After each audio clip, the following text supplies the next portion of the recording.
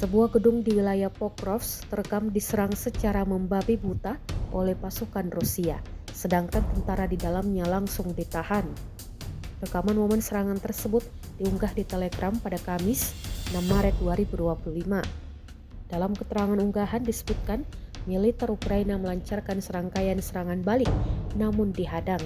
Rekaman tersebut memperlihatkan para pejuang dari kelompok tengah Rusia melakukan operasi penyerangan, membersihkan gedung-gedung yang menjadi tempat persembunyian tentara angkatan bersenjata Ukraina dan menginterogasi tentara Ukraina yang berhasil ditahan.